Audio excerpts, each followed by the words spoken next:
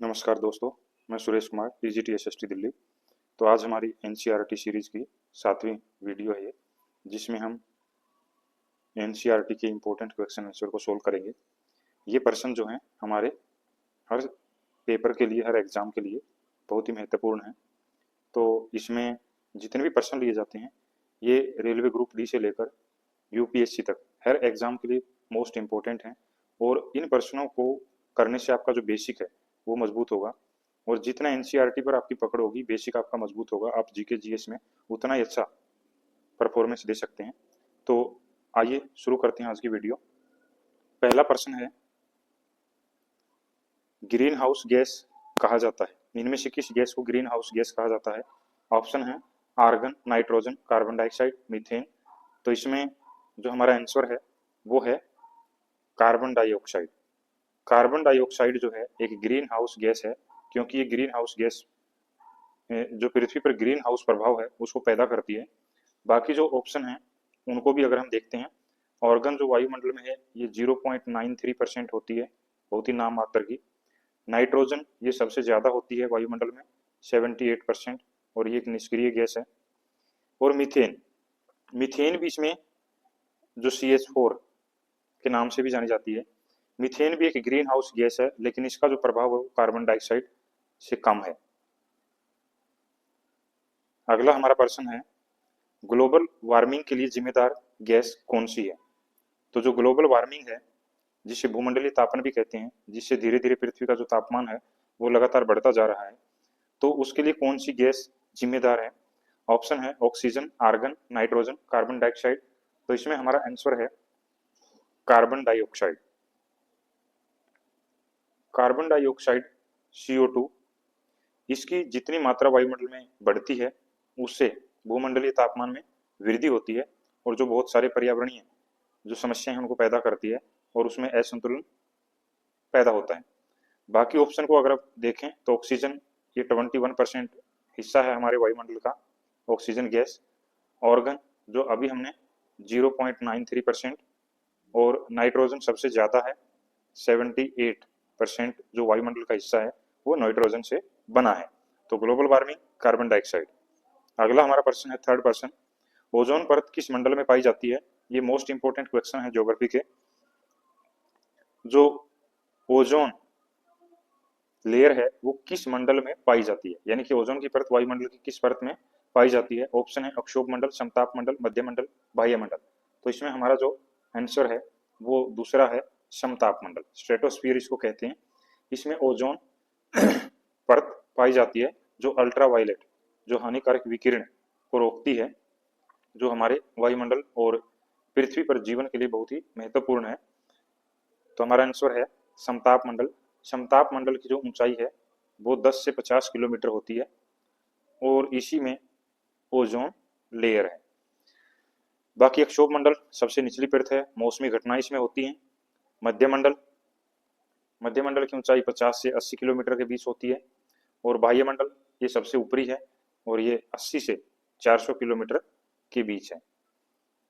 अगला हमारा प्रश्न है, किस वायुमंडल परत में मौसम संबंधी घटनाएं होती हैं? जो वायुमंडल की परतें हैं उनमें से कौन सी ऐसी परत है जिसमें मौसमी घटनाएं होती हैं? तो इसमें हमारे ऑप्शन है समताप मंडल, मध्य मंडल, बाह्य मंडल, अक्षोभ मंडल।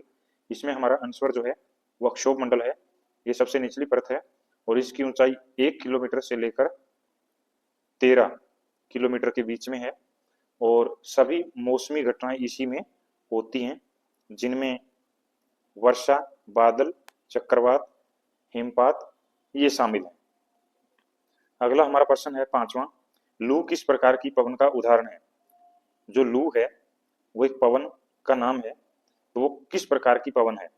और लू जो है खासकर मई जून में उत्तर भारत में, उत्तर पश्चिम भारत में चलती है, जो गर्म पवन है उनको लू कहते हैं। तो इसमें ये किस प्रकार की पवन का उदाहरण है? स्थायी पवन, मौसमी पवन, स्थानीय पवन या व्यापारिक पवन? तो इसमें हमारा जो आंसर है वो है स्थानीय पवन। जो स्थानीय पवन होती है उनके अलग अलग नाम होते हैं, तो जैसे लू मई जून में जो गर्म हवाएं चलती हैं, इनका जो स्थानीय नाम है वो लू रखा गया है, इसलिए स्थानीय पवन का एक उदाहरण है। बाकी जो स्थायी पवनें हैं जो लगातार चलती रहती हैं, जिसमें पछुआ महत्वपूर्ण है, जो पश्चिम से चलती है।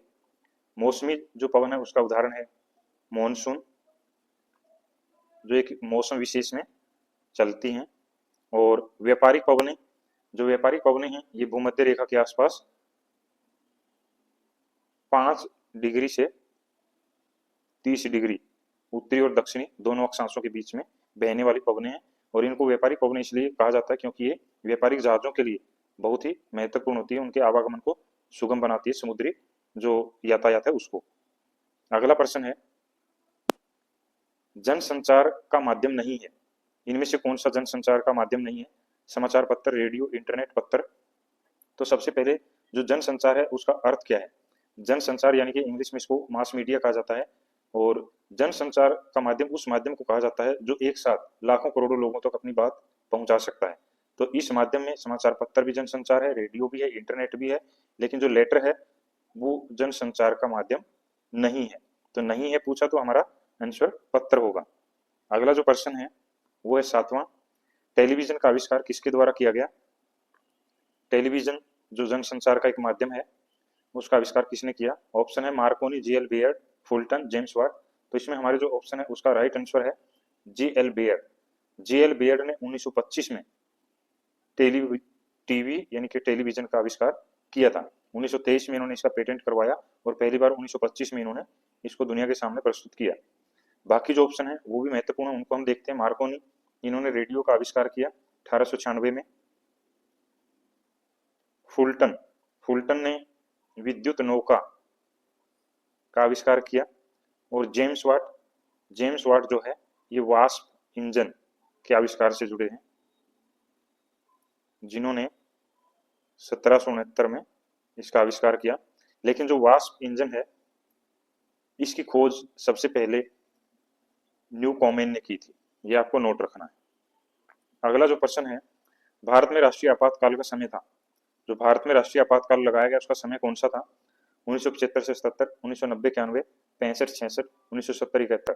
तो इसमें हमारा जो राइट आंसर है वो पहला ही है, 1975 से 77 के बीच में भारत में राष्ट्रीय आपातकाल लगाया गया।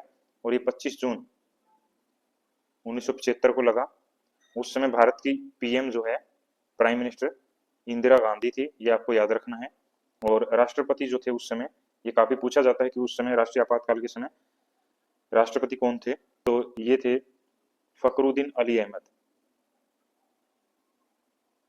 फखरुद्दीन अली अहमद राष्ट्रपति थे जिन्होंने इसकी मंजूरी दी। तो ये 1975 से 70 के बीच में लगाया गया। और ये जो राष्ट्रीय आपातकाल लगाया गया था ये बाह्य और आंतरिक सुरक्षा की दृष्टि से इसको घोषित किया गया था। और इसका, इस आपातकाल का जो वर्णन है वो अनुच्छेद, संविधान के अनुच्छेद जो है 352 में दिया गया। तो अनुच्छेद 352 के तहत ही ये राष्ट्रीय आपातकाल भारत में लगाया गया था। अगला हमारा प्रश्न है, हवाई जहाज उड़ाने के लिए वायुमंडल की कौन सी परत सबसे आदर्श होती है? तो दोस्तों आप सभी जानते हैं हमारी ये जो प्रश्न है ना सिर्फ आपको आंसर बताया जाता है बल्कि हर प्रश्न से आपको 3 या 4 फैक्ट मिलते हैं।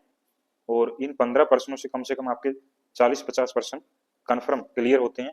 और साथ ही आपकी बेसिक जो नॉलेज है वो भी मजबूत होती है। तो आप सभी से रिक्वेस्ट है कि चैनल को लाइक, शेयर, सब्सक्राइब जरूर करें और अपने दोस्तों को जरूर बताएं। तो ये हमारा प्रश्न है, हवाई जहाज उड़ाने के लिए वायुमंडल की कौन सी परत आदर्श होती है? ऑप्शन है अक्षोभ मंडल, बहिर्मंडल, मध्यमंडल, समताप मंडल। तो इसमें जो हमारा राइट आंसर है वो है समताप मंडल। जो समताप मंडल है ये वायुयान उड़ाने के लिए सबसे आदर्श होती है। और इसकी जो ऊंचाई है वो 10 से 50 किलोमीटर के बीच में होती है। अक्षोभ मंडल मौसमी घटनाएं, और बहिर्मंडल जो सबसे बाह्य मंडल है, इसी में एक आयन मंडल है जो रेडियो संचार के लिए महत्वपूर्ण है। अगला जो प्रश्न है, रेडियो संचार के लिए वायुमंडल की किस परत का उपयोग होता है? ये अभी हमने पिछले क्वेश्चन में भी देखा था। अक्षोभ मंडल, समताप मंडल, मध्यमंडल, आयन मंडल। तो इसका हमारा जो राइट आंसर होगा वो होगा आयन मंडल। जो आयन मंडल है इसी के माध्यम से हम रेडियो संचार को संभव बनाते हैं। और इसकी ऊंचाई जो है 80 किलोमीटर से 400 के बीच में है। और ये बहुत रेडियो संचार के लिए। बाकी अक्षोभ मंडल मौसमी घटनाएं, समताप मंडल ओजोन परत, ये ओजोन परत भी और वायुयानों को उड़ाने के लिए सबसे अनुकूल भी। अगला जो हमारा प्रश्न है 11वां, तैमूर ने दिल्ली पर आक्रमण कब किया था? तो इसके ऑप्शन है 1526 में, 1398 में, 1761 में, 1556 में। तो इसमें हमारा जो राइट आंसर है वो 1398 है। 1398 में तैमूर लंग ने भारत पर आक्रमण किया और उस समय मोहम्मद शाह का शासन था दिल्ली में। दिल्ली का जो सुल्तान था वो मोहम्मद शाह था, ये आप याद रखेंगे। बाकी जो ऑप्शन है इनको अगर हम देखते हैं, 1526 में पानीपत का पहला युद्ध हुआ बाबर और इब्राहिम लोदी के बीच में। 1761 में पानीपत का तीसरा युद्ध हुआ अहमद शाह अब्दाली और मराठों के बीच में। और 1556 पानीपत का दूसरा युद्ध हुआ अकबर और हेमू के बीच में। अकबर और हेमू, ये फैक्ट आपको याद रखने हैं। और इन फैक्ट के माध्यम से आपका जो जीके या जीएस है वो और भी स्ट्रॉन्ग होता है, क्योंकि अगर हम घटनाओं को जोड़कर चलते हैं तो उससे हमारे ज्यादा फैक्ट क्लियर होते हैं और साथ ही ऑप्शन से भी आप कोई भी क्वेश्चन सोल्व कर सकते हैं। अगला जो प्रश्न है वो है 1494 में बाबर प्रथम बार कहाँ का शासक बना? तो दोस्तों एक बार फिर आपसे रिक्वेस्ट है, आप हमारे चैनल कंप्लीट जीएस 360 इसको लाइक शेयर सब्सक्राइब जरूर करें और इस पे जो भी जानकारी होगी वो बहुत ही महत्वपूर्ण आपको जानकारी दी जाएगी। ये जो क्वेश्चन है ये मोस्ट इंपोर्टेंट है, परीक्षाओं में बार बार पूछे गए हैं, एनसीईआरटी बेस्ड हैं। और एनसीईआरटी अगर आपकी मजबूत है तो समझो जीएस जीके में आप मजबूत हैं। तो अगला हमारा जो प्रश्न है वो है 1494 में बाबर प्रथम बार कहाँ का शासक बना? ऑप्शन है दिल्ली, काबुल, फरगना, लाहौर। तो इसमें हमारा जो राइट आंसर है वो है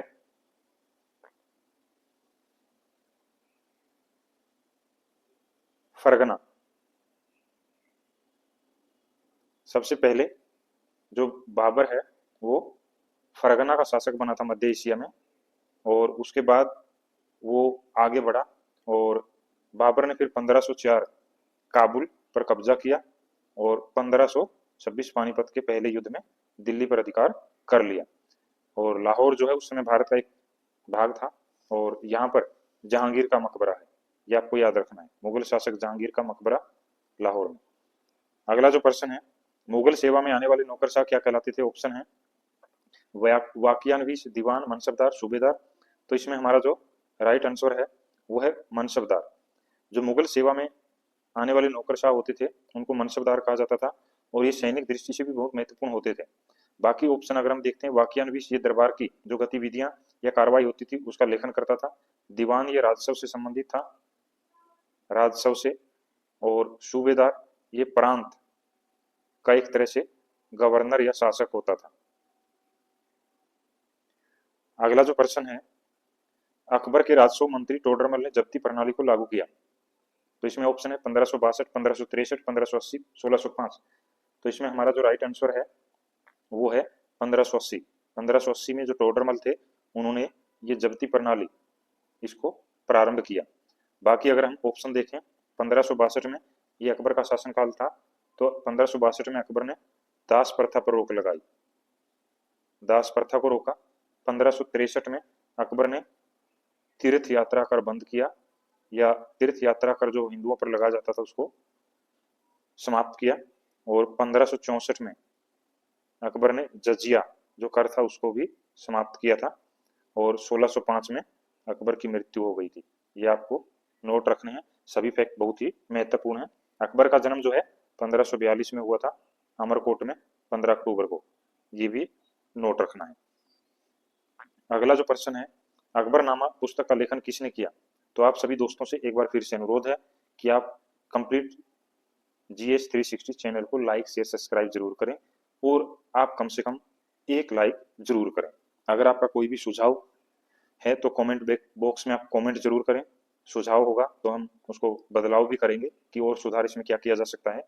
और जो व्हाट्सएप चैनल और टेलीग्राम चैनल का लिंक है उसको भी सब्सक्राइब करें, उस पर आपको इनकी पीडीएफ भी दी जाएगी।